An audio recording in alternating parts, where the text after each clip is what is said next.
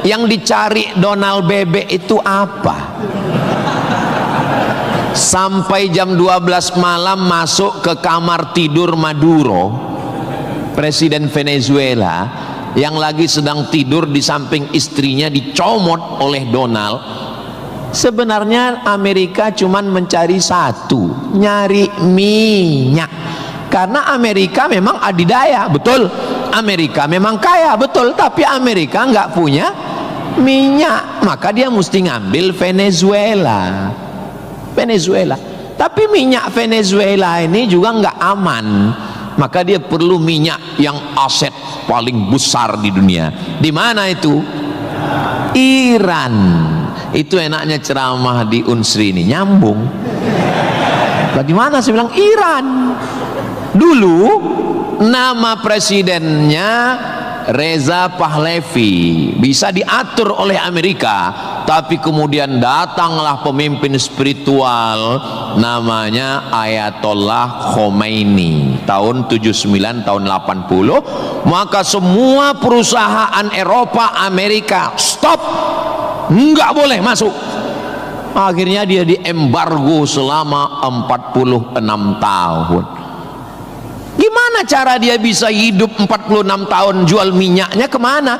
Amerika nggak mau beli minyaknya, Eropa juga nggak mau. Kenapa Iran tetap bisa tumbuh? Dia jualnya ke Rusia dan Cina. Ada ilmu khusus yang mengkaji ini. Ilmu apa namanya? Geopolitik. Geo dunia, politik. Jadi politiknya bukan antar pilkada kabupaten, tapi geopolitik dunia. Maka Ayatullah ini mesti digulingkan. Meninggal Ayatullah Ruhollah Khomeini, digantikan penerusnya namanya Ayatollah Ali Khamenei. Khamenei mesti dibunuh karena dialah pemimpin spiritual, maka diserang, akhirnya meninggal. Mereka lupa, Amerika lupa. Dia sangka kalau kepalanya dipotong ini mati. Mereka lupa bahwa Iran pernah berperang 8 tahun dengan Irak. Siapa yang membiayai Irak waktu itu menghantam Iran? Amerika. Siapa yang disuruh menghabisi? Saddam Hussein. Saddam bantai. Sebetulnya itu latihan perang. Maka ketika dihajar, menurut Donald Trump 4 hari saja untuk menyelesaikan Iran. Begitu 4 hari tidak selesai, dia ngajak genjatan senjata. Lalu apa jawab Iran? Kau yang memulai, kami yang mengakhiri. Begitu jantannya. Kalau mau ambil minyak Venezuela, tumbangkan Maduro. Kalau mau ambil minyak Irak, tumbangkan Saddam. Kalau mau ambil minyak Libya, tumbangkan Gaddafi. Maka Gaddafi tumbang, Saddam tumbang, Ayatollah tumbang, Maduro tumbang. Kalau mau ambil minyak Indonesia, nggak ada bawa-bawa Islam. Universitas Sriwijaya, tapi isinya sangat Islami. Mahasiswanya belajar di masjid, mahasiswanya dipisah laki-laki dan perempuan, yang laki-laki di depan, yang perempuan di belakang, sehingga yang mahasiswa nggak bisa melirik mahasiswi, dan mahasiswi pun hanya bisa melihat tengkuk mahasiswa. Jadi nggak akan ada istilah pacaran di dalam masjid, di luar kita nggak tahu. Mudah-mudahan Allah menjaga adik-adik semua. Bagi yang sudah daftar dan lulus belajar di Universitas Sriwijaya, ini nikmat yang terbesar. Syukuri dengan ucapan Alhamdulillahi Rabbil Alamin.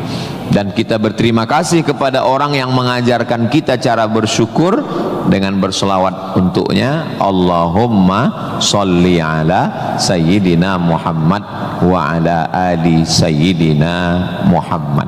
Ini kampus luas sekali. Saya tadi dibawa dari sholat Masjid Polda, pergi ke parkir helikopter, Lalu saya sebenarnya mau cerita bahwa saya naik heli, itu aja sebetulnya. Iya, kadang orang cerita mutar-mutar substansinya sulit dipahami. Kenapa kita mesti naik heli? Ini kampusnya Ustadz kalau lewat tol lebih kurang 40 menit dari kota Palembang. Kenapa kampusnya mesti jauh? Ternyata di sini ada 700 hektar kampus yang begitu luas, dan di sini tidak hanya manusia, monyet pun jumpa tadi. Jadi kampus itu idealnya memang begitu. Jangan sampai fakultas pertanian nggak pernah megang tanah, beternak ikan di atas kertas. Fakultas peternakan, fakultas perikanan, tapi nggak pernah megang ikan, hanya presentasi makalah.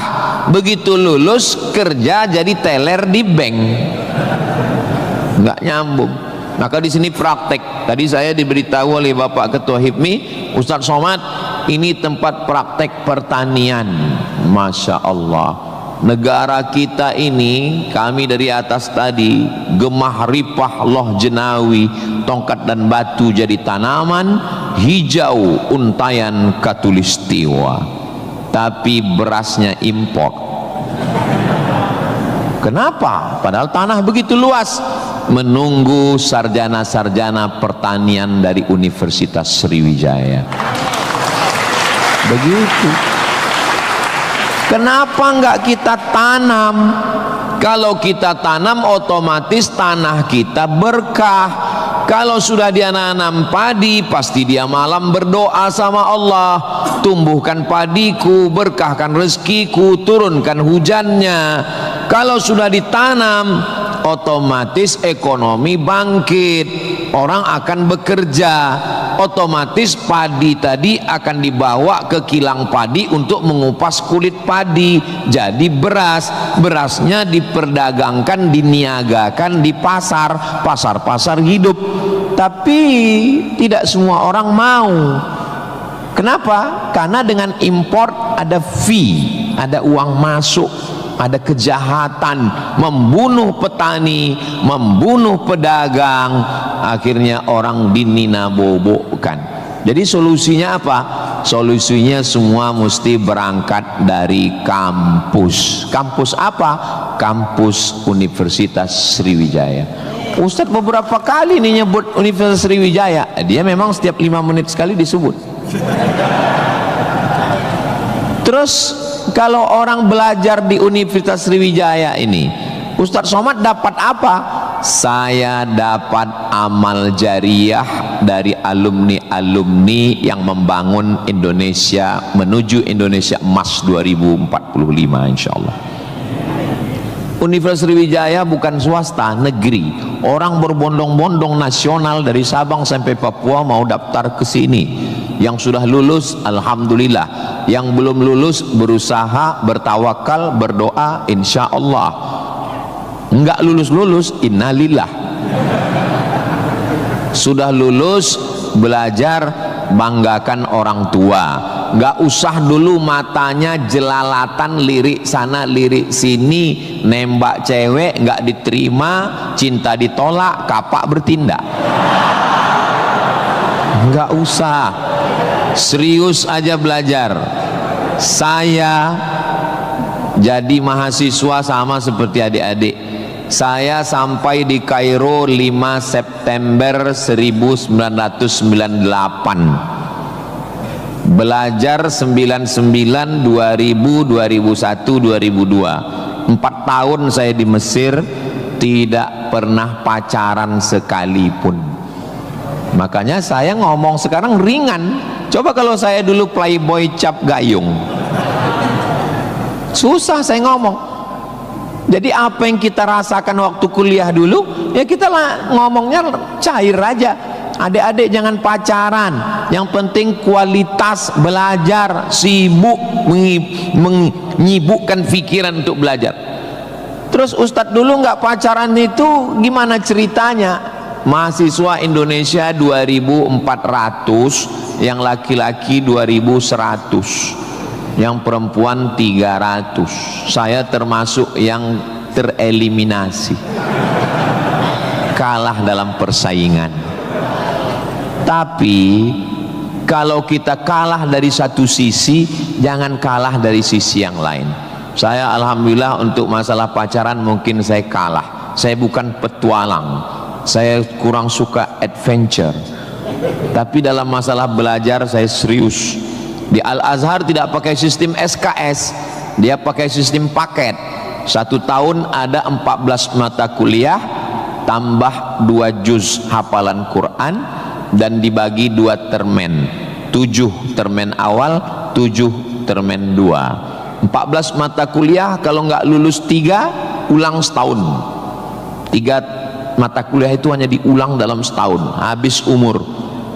Maka saya berusaha belajar pagi, petang, siang, malam, tetap tidur dan makan. Dan akhirnya saya selesai S1, masuk bulan September. Saya selesai S1 bulan Juli.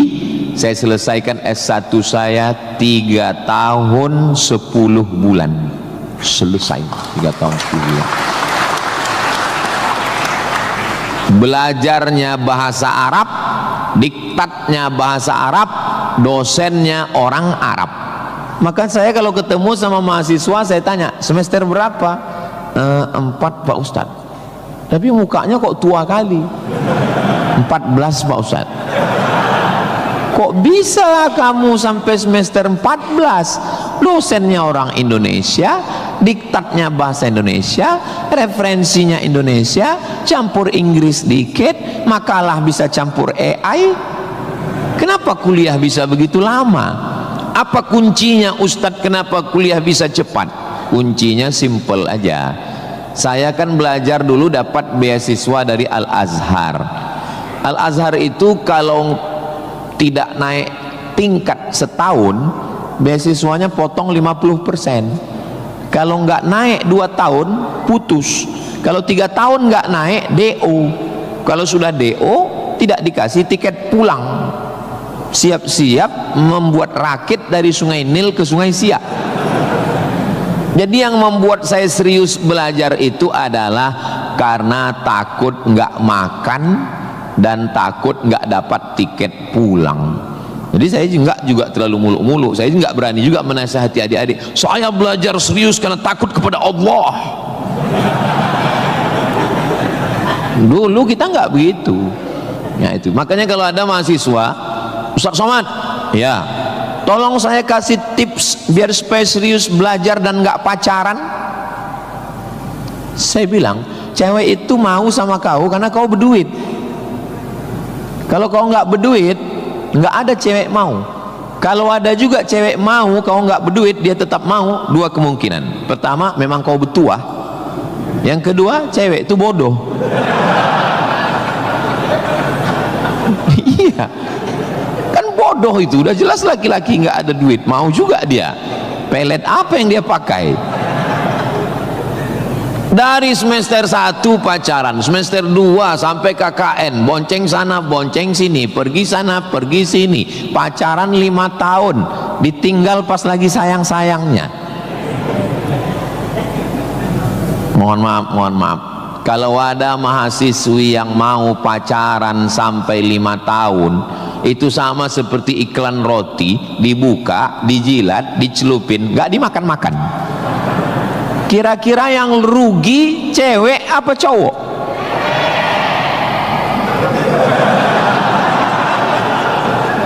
Kalau sudah tahu rugi masih mau pacaran, berarti itu IQ-nya di bawah rata-rata itu. Itu pasti nggak lulus di Unsri itu. Di Universitas Sriwijaya ini orangnya cerdas secara intelektual dan cerdas secara spiritual dan cerdas secara emosional. Cinta, benci, marah, sayang, kecewa, bahagia, itu semuanya adalah emosional. bahwa kamu jatuh cinta. Kalau ada mahasiswa jatuh cinta sama mahasiswi, bersyukurlah, berarti kau nggak homo. Tapi ketika cintamu itu mengalahkan prestasi studi, ingat, orang tuamu bersusah-susah di kampung, kepala jadi kaki, kaki jadi kepala, dia bertani sawah di kampung. Pagi waktu dia mau pergi ke sawah, masih bisa dibedakan mana bapakmu, mana sapi. Begitu pulang sore, sama bentuknya. Tiba-tiba kamu di kampus menjadi foto model, menjadi, nggak usahlah diteruskan, menyakitkan hati. Kenapa ceramah Ustaz Somad ini kok menyinggung saya terus ya? Kunci mendengar ceramah Ustaz Somad itu satu, jangan tersinggung. Ada beberapa orang tersinggung, pulang meninggal.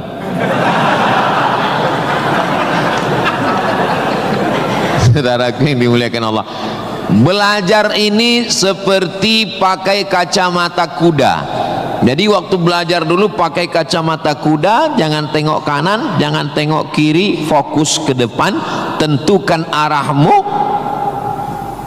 maka alam semesta akan membantu.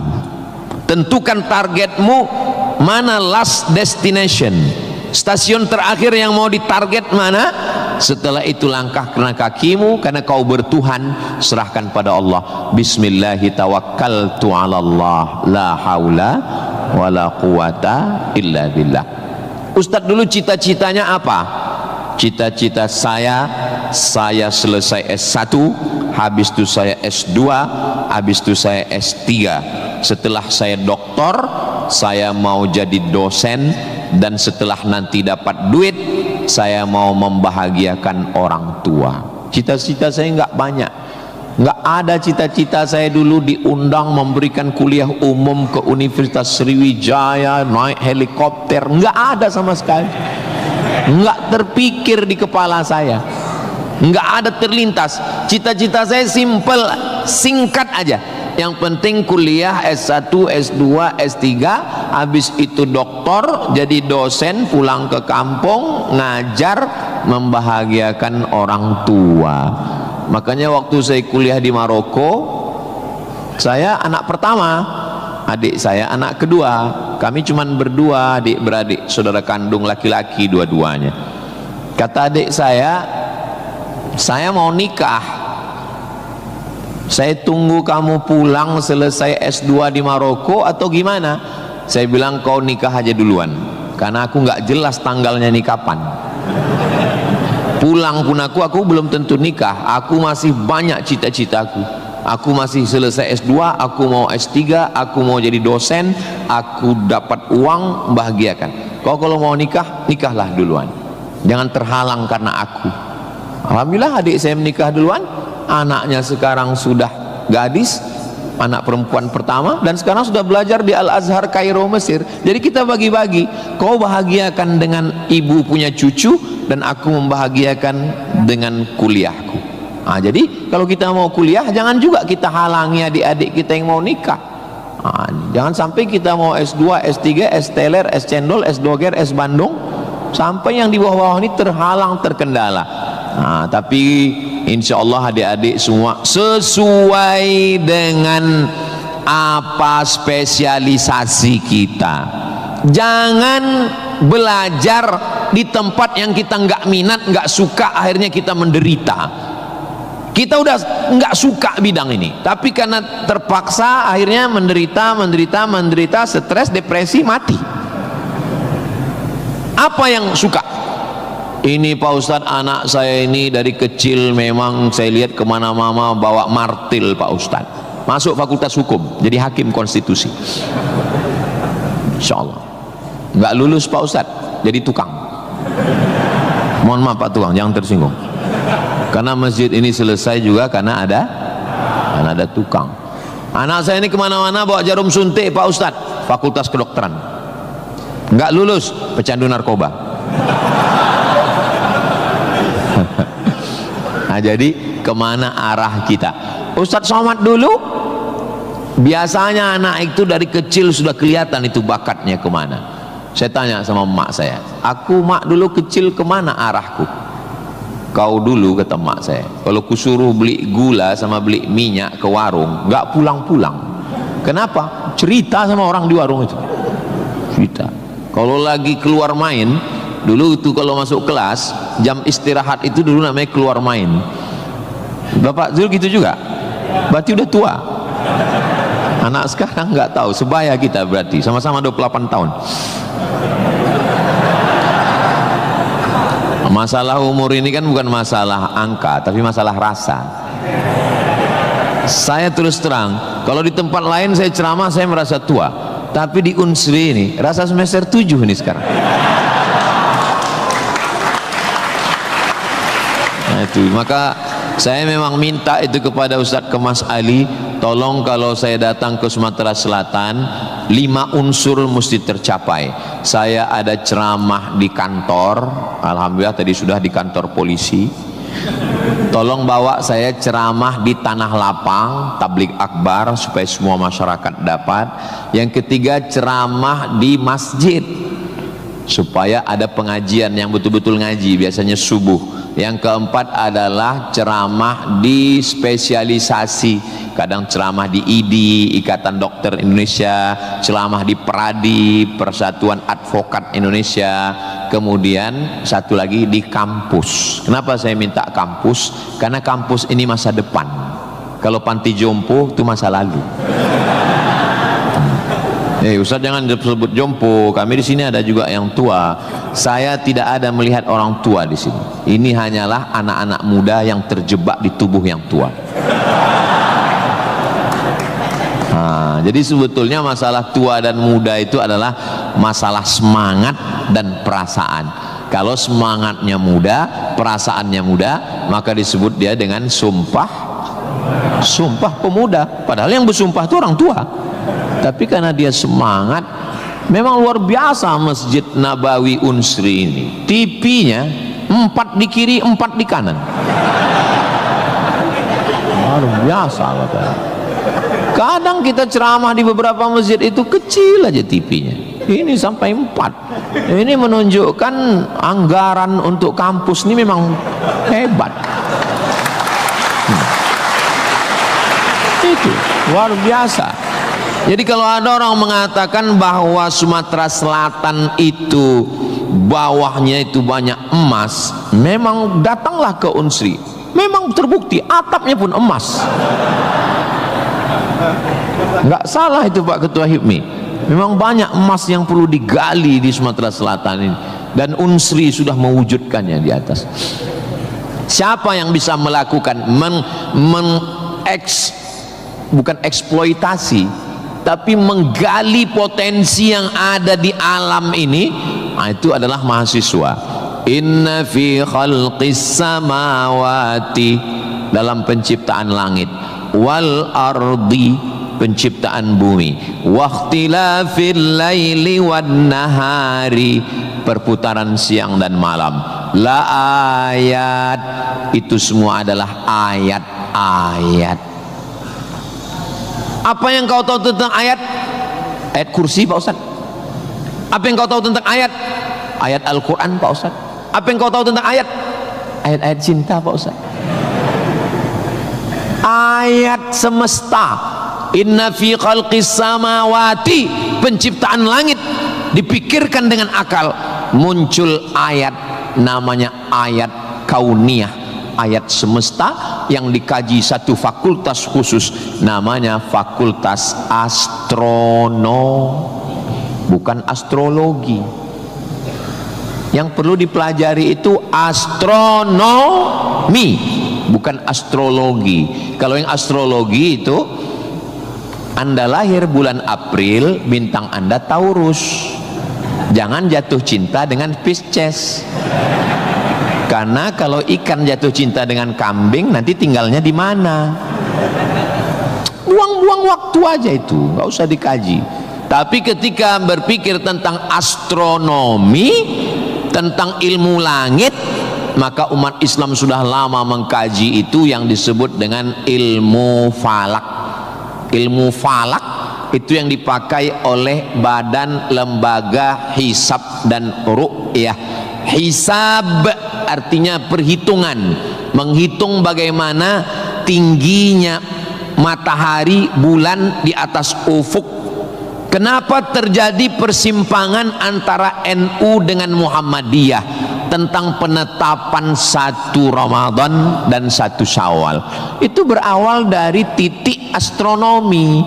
Karena menurut Muhammadiyah, kalau sudah nampak 1 hilal, walaupun dia tingginya 0,5 derajat atau 1 derajat, maka itu sudah dianggap sebagai hilal.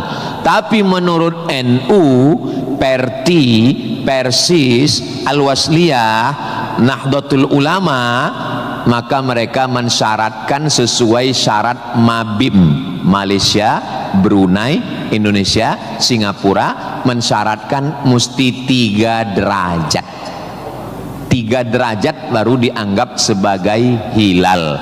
Kalau 1 belum dianggap sebagai hilal. Kata Muhammadiyah 1 pun hilal, kata NU 3 baru hilal. Akhirnya datang wakil presiden Indonesia namanya Bapak Yusuf Kala. Pak JK duduk dengan NU dan Muhammadiyah. Kata Pak JK, gimana kalau NU turunkan 1, Muhammadiyah naikkan 1? Karena beliau kan pengusaha, bisnismen, biar supaya ketemu titik temu. Ya nggak ketemu, karena ini metodologinya berbeda. Akhirnya karena nggak ketemu, itulah terjadi 2 perbedaan. Maka umat Islam di Indonesia, dia saling menjaga perasaan masing-masing.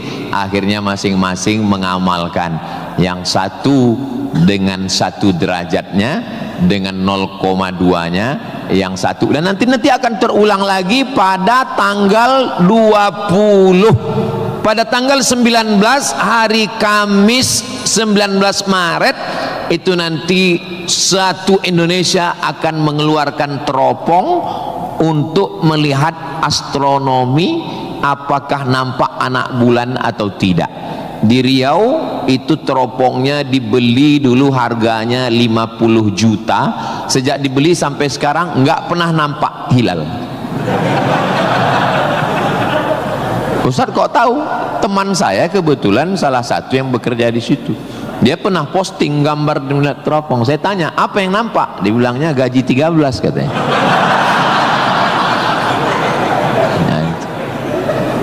Nah, itu hanya bisa diselesaikan oleh astronomi. Ilmunya, orangnya astronom. Inna fi khalqis samawati wal ardi, bumi. Satu fakultas muncul, namanya fakultas geologi. Geo bumi, logi ilmu, geologi ilmu bumi. Ternyata di dalam bumi ini ada batu bara. Di dalam bumi Sumatera Selatan ini batu bara. Ustaz tahu dari mana? Tadi waktu kami naik heli tadi. Ini nyebut heli ini 20 menit sekali harus diulang. Waktu kami tadi naik, itu di Sungai Musi di bawah banyak sekali kapal-kapal membawa batu bara. Batu bara itu di dalam tanah. Tapi kalau di Sumatera Utara di atas tanah. Abdul Somad batu bara. Di dalamnya ada nikel, di dalamnya ada minyak, di dalamnya ada emas, di dalamnya ada fosfat, di dalam ada gas, banyak sekali. Sebetulnya yang dicari Donald Bebek itu apa? Sampai jam 12 malam masuk ke kamar tidur Maduro, presiden Venezuela, yang lagi sedang tidur di samping istrinya dicomot oleh Donald. Sebenarnya Amerika cuman mencari satu, nyari minyak. Karena Amerika memang adidaya, betul. Amerika memang kaya, betul. Tapi Amerika nggak punya minyak, maka dia mesti ngambil Venezuela. Tapi minyak Venezuela ini juga nggak aman, maka dia perlu minyak yang aset paling besar di dunia. Di mana itu? Iran. Itu enaknya ceramah di Unsri ini, nyambung. Bagaimana saya bilang Iran? Dulu nama presidennya Reza Pahlavi, bisa diatur oleh Amerika, tapi kemudian datanglah pemimpin spiritual namanya Ayatollah Khomeini tahun 79 tahun 80, maka semua perusahaan Eropa, Amerika stop, nggak boleh masuk. Akhirnya dia diembargo selama 46 tahun. Gimana cara dia bisa hidup 46 tahun? Jual minyaknya kemana? Amerika nggak mau beli minyaknya, Eropa juga nggak mau. Kenapa Iran tetap bisa tumbuh? Dia jualnya ke Rusia dan Cina. Ada ilmu khusus yang mengkaji ini. Ilmu apa namanya? Geopolitik. Geo dunia, politik. Jadi politiknya bukan antar pilkada kabupaten, tapi geopolitik dunia. Maka Ayatullah ini mesti digulingkan. Meninggal Ayatullah Ruhollah Khomeini, digantikan penerusnya namanya Ayatollah Ali Khamenei. Khamenei mesti dibunuh karena dialah pemimpin spiritual, maka diserang, akhirnya meninggal. Mereka lupa, Amerika lupa. Dia sangka kalau kepalanya dipotong ini mati. Mereka lupa bahwa Iran pernah berperang 8 tahun dengan Irak. Siapa yang membiayai Irak waktu itu menghantam Iran? Amerika. Siapa yang disuruh menghabisi? Saddam Hussein. Saddam bantai. Sebetulnya itu latihan perang. Maka ketika dihajar, menurut Donald Trump 4 hari saja untuk menyelesaikan Iran. Begitu 4 hari tidak selesai, dia ngajak genjatan senjata. Lalu apa jawab Iran? Kau yang memulai, kami yang mengakhiri. Begitu jantannya. Kalau mau ambil minyak Venezuela, tumbangkan Maduro. Kalau mau ambil minyak Irak, tumbangkan Saddam. Kalau mau ambil minyak Libya, tumbangkan Gaddafi. Maka Gaddafi tumbang, Saddam tumbang, Ayatollah tumbang, Maduro tumbang. Kalau mau ambil minyak Indonesia, subhanallah, sangat luar biasa kajian yang sudah disampaikan oleh guru kita Al-Ustaz Abdul Somad. Sahabat beriman yang dimuliakan Allah, tetaplah di channel ini karena kajian ini belum selesai dan masih banyak lagi hal-hal menarik yang akan disampaikan beliau. Tetaplah di channel ini dan mari kita lanjutkan kembali. Selamat mendengarkan. saudaraku yang dimuliakan Allah Subhanahu wa taala. Itulah hebatnya. Jadi adik-adik, saya ajak 2 SKS kuliah geopolitik. Kenapa untuk mengambil minyak Venezuela mesti ditumbangkan Maduro? Kenapa untuk mengambil minyak Baghdad Saddam mesti ditumbangkan? Kenapa untuk mengambil minyak Libya Gaddafi mesti ditumbangkan? Kenapa Indonesia nggak ada yang ganggu? Karena di Indonesia nggak tumbang pun minyaknya udah dapat. Saudara yang dimuliakan Allah Subhanahu wa taala. Sebetulnya dulu nggak tahu adik-adik belajar sejarah gimana. Tapi kalau saya dulu belajar sejarah, Belanda datang ke Indonesia ingin mencari rempah-rempah.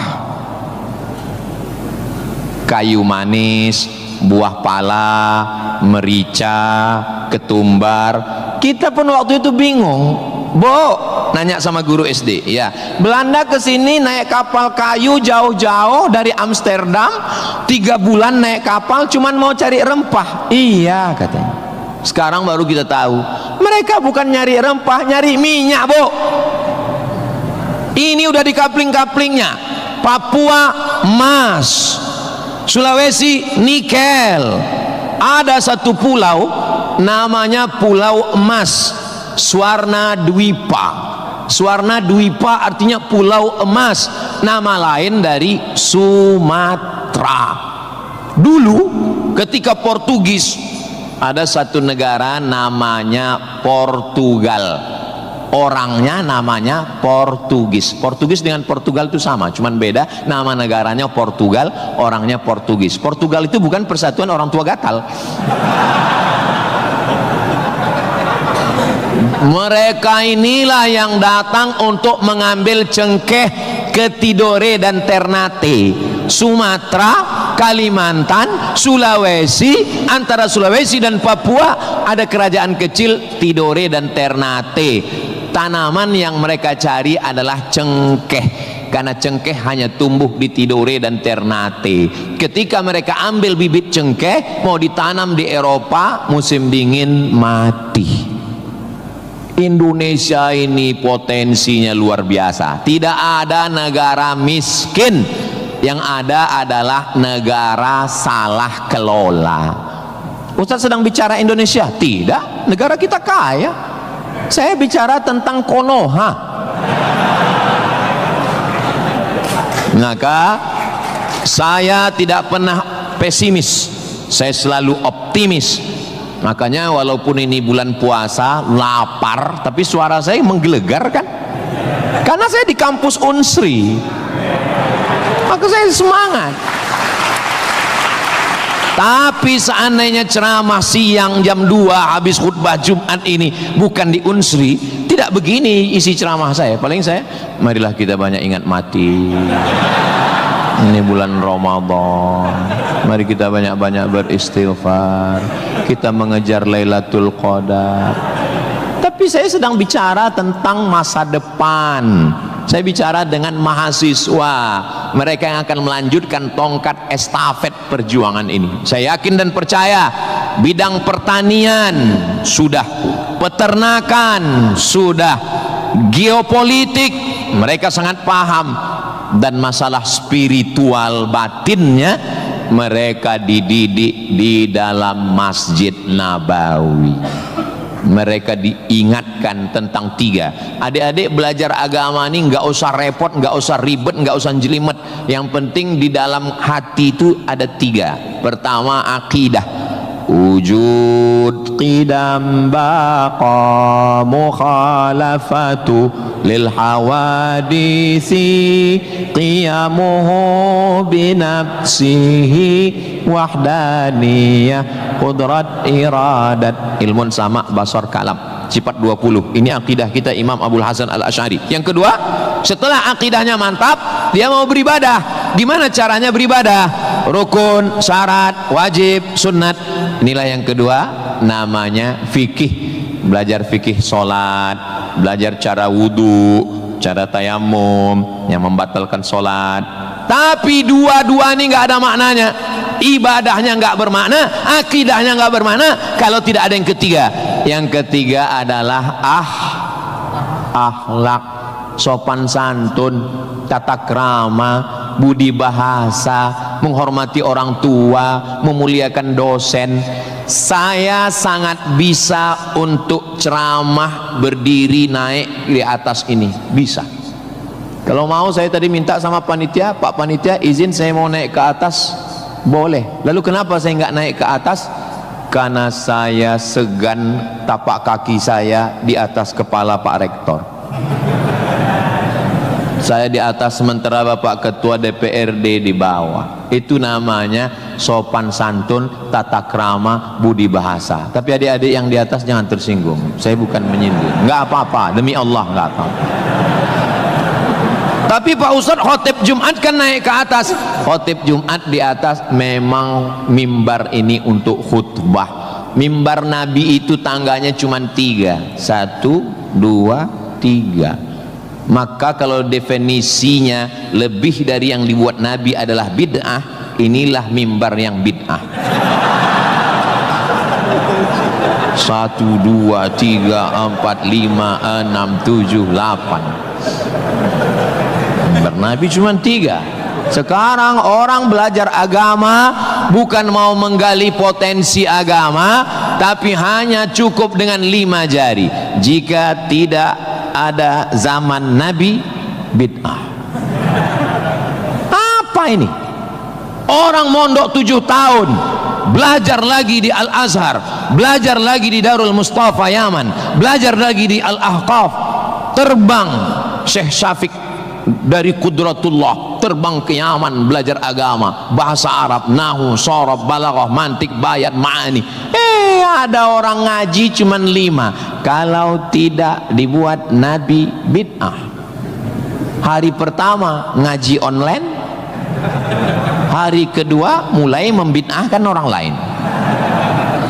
Ini pemiskinan ilmu, dan orang-orang beginilah yang mau diadu domba. Jangan mau diadu domba, karena kita bukan domba. Maka siapa yang mau diadu domba nanti disembelih waktu Idul.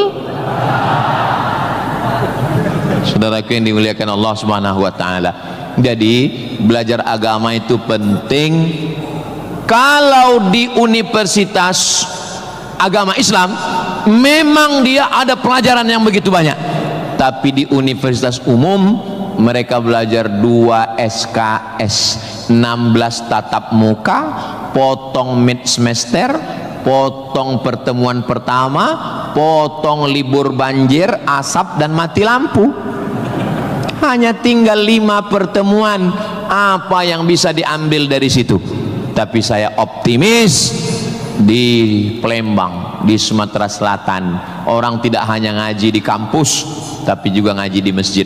Bulan Ramadan ini pengajian penuh, kultum subuh, kultum duha, kultum zuhur, kultum asar, kultum menjelang berbuka, kultum habis isya menjelang tarawih, tambah malam 10 terakhir kultum iktikaf. Maka ada namanya madrasah Ramadan. Kira-kira selesai Ramadan ini apa yang bertambah? Alhamdulillah Ustaz Somad, selesai berRamadan ini ada 5 yang bertambah. Apa dia? Berat badan, kolesterol, gula darah, diabetes, asam lambung. Mudah-mudahan selesai Ramadan ini kita sehat walafiat semuanya insyaallah. Ustadz Somad ceramahnya jangan lewat dari jam 2.30. Kenapa? Karena kalau lewat Ustadz ditinggalkan helikopter. Begitu arahan tadi. Saya sebetulnya mau berlama-lama dengan adik-adik sekalian, karena saya nyaman ceramah di Unsri ini. Tapi apalah daya, memang sedap makan ikan gulama, dimakan sambil nonton Harry Potter. Saya tidak bisa berlama-lama karena takut ditinggalkan helikopter. Itulah yang dapat saya sampaikan pada kesempatan yang baik dan mulia ini. Adapun tepuk tangan yang kurang semangat saya maklum karena lapar semuanya. Kepada Bapak Rektor dan